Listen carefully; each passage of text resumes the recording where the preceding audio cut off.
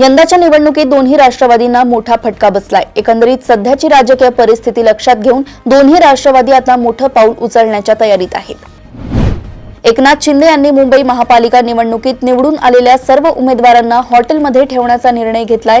या दरम्यान नगरसेवकांना एकनाथ शिंदेंसोबतच सर्व प्रमुख नेते मार्गदर्शन करतील। मुंबईचा महापौर हिंदू मराठी असेल असे मुख्यमंत्री देवेंद्र फडणवीस यांनी म्हटलंय। शिंदे आणि भाजपा यांच्या 2.5 वर्षे महापौर पद वाटून घेण्याचा प्रस्ताव एकनाथ शिंदे यांनी ठेवलाय, परंतु यावर भाजपाकडून अजून संमती मिळालेली नाही। मुंबई महापालिकेत पराभव झाल्यानंतर काही वेळातच उबाठा पक्षाला डबल धक्का बसलाय। शिवसेनेच्या पहिल्या महिला आमदार असलेल्या नीला देसाई यांचं निधन झालंय।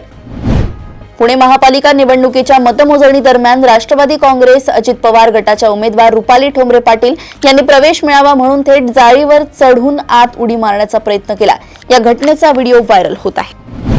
महापालिका निवडणुकीत जास्त धावपळ झाल्याने उपमुख्यमंत्री एकनाथ शिंदे यांची प्रकृती अस्वस्थ झाली आहे। प्रकृतीच्या कारणास्तव एकनाथ शिंदे हे कॅबिनेटच्या बैठकीलाही उपस्थित नव्हते। पिंपरी चिंचवड महापालिका निवडणुकीचा निकाल जाहीर झाला असला तरी महापौर पदाचे आरक्षण अद्याप घोषित न झाल्याने उत्सुकता वाढली आहे। महापौर पद कोणत्या प्रवर्गासाठी आरक्षित राहणार हे अस्पष्ट आहे।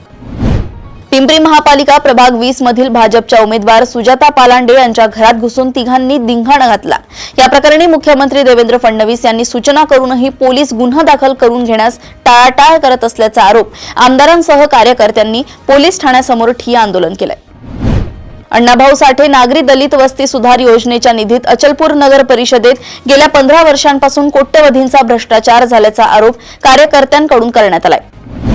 पुण्यातील मागील निवडणुकीतील अवघ्या काँग्रेसने 9 जागांवरून थेट जवळपास दुप्पट म्हणजे 16 जागांपर्यंत मजल मारणे हे केवळ आकड्यांचे यश नसून पक्षाच्या स्थानिक पातळीवरील पुनरुज्जीवनाचे स्पष्ट संकेत देणारे आहे।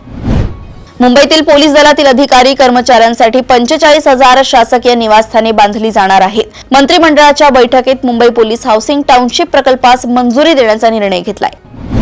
छत्तीसगडमधील नक्षलवाद्यांचा बालेकिल्ला समजल्या जाणाऱ्या बिजापूर जिल्ह्यात 17 जानेवारी रोजी 50 लाखांचे बक्षीस असलेला जहाल कमांडर पापाराव याला सुरक्षा दलांनी घनदाट जंगलात घेरलंय। 2 नक्षलवाद्यांना कंठस्नान घालण्यात आलंय। धाराशिवमध्ये कुटुंब नियोजनाचे ऑपरेशन न केल्याच्या एका किरकोळ कारणावरून हत्या करण्यात आली आहे। महिपती अंबाजी सुरवसे असे मृत व्यक्तीचं नाव आहे। या प्रकरणी धुळप्पा महिपती सुरवसे याच्यावर खुनाचा गुन्हा दाखल करण्यात आलाय। पिंपरी चिंचवड शहरातील थेरगाव परिसरात संपत्तीच्या वादातून एका सावत्र भावाने पेट्रोल टाकून कार पेटवल्याची धक्कादायक घटना घडली आहे। लोकलने प्रवास करणाऱ्या प्रवाशांचा प्रवास अधिक आरामदायी सुखकर होणार आहे। 26 जानेवारीपासून प्रवाशांसाठी अतिरिक्त लोकल सेवा सुरू करण्यात येणार आहे। गोव्यातील पेडणे तालुक्यात 2 रशियन महिलांची हत्या केल्याप्रकरणी शुक्रवारी 16 जानेवारी रोजी एका रशियन नागरिकाला अटक करण्यात आली आहे। केंद्र सरकारने 242 अवैध बेटिंग आणि गॅम्बलिंग वेबसाईटवर लिंक ब्लॉक केले आहेत। राजस्थानच्या उदयपूर जिल्ह्यातील इव्हेंट मॅनेजमेंटच्या कामासाठी महाराष्ट्रातून बोलावलेल्या एका तरुणीला तब्बल 10 दिवस एका फार्म हाऊसवर ओलीस ठेवून तिच्यावर सामूहिक बलात्कार करण्यात आल्याचा प्रकार उघडकीस आलाय। जागतिक अर्थव्यवस्थेला जोखमीतून बाहेर काढण्याची क्षमता भारत आणि जपानच्या सहकार्यात आहे, अशी प्रशंसा परराष्ट्र मंत्री एस जयशंकर यांनी शुक्रवारी केली आहे। संसदेतील पारदर्शक, समावेशक, प्रतिसादशील आणि जनतेला पूर्णतः जबाबदार असली पाहिजे, तरच ती लोकांचा विश्वास मिळवू शकते, असे मत लोकसभा अध्यक्ष ओम बिर्ला यांनी शुक्रवारी व्यक्त केलंय।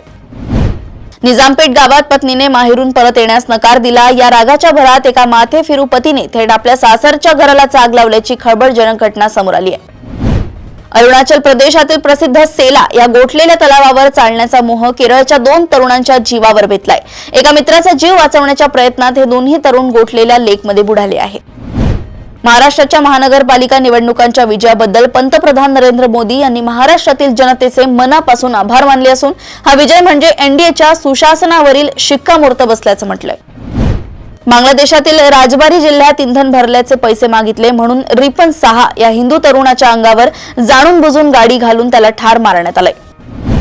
ग्रीनलँडवर अमेरिकेचे नियंत्रण असायलाच हवे आणि जे देश याला विरोध करतील त्यांच्यावर मी प्रचंड टॅरिफ लादण्यास मागेपुढे पाहणार नाही, असा थेट इशारा ट्रम्प यांनी दिलाय। अमेरिकेचे रिपब्लिकन काँग्रेसमन आणि राष्ट्राध्यक्ष डोनाल्ड ट्रम्प यांच्या पक्षाचे नेते रिच मॅककॉर्मिक म्हणाले आहेत की भारताला आंतरराष्ट्रीय पातळीवर वेगळे पाडणे हे सर्वांसाठीच गंभीर अडचणी निर्माण करणारे ठरू शकते। येत्या काही आठवड्यात ChatGPT मध्ये जाहिरातींची चाचणी सुरू होणार आहे। याच्या अधिक खर्चाची पूर्तता करण्यासाठी कंपनी अतिरिक्त महसुलाचे स्रोत शोधत आहे। केंद्रीय ग्राहक संरक्षण प्राधिकरणानं Amazon, Flipkart सह 8 ई-कॉमर्स कंपन्यांवर बेकायदेशीर वॉकी-टॉकी विक्रीसाठी 44 लाखांचा दंड ठोठावलाय। पंजाबी आणि बॉलिवूड गायक बी प्राकला जीवे मारण्याची धमकी देण्यात आली आहे। गायकाला 10 कोटींची मागणी केली गेली आहे। नवीन वर्षाच्या सुरुवातीसह पहिला ग्रँड स्लॅम म्हणजेच ऑस्ट्रेलियन ओपन 18 जानेवारीपासून सुरू होईल, ज्याचे सर्व चाहते मोठ्या उत्सुकतेने वाट पाहत आहेत। अशाच सुपर 30 बातम्या जाणून घेण्यासाठी बघत रहा देशोन्नती। नमस्कार।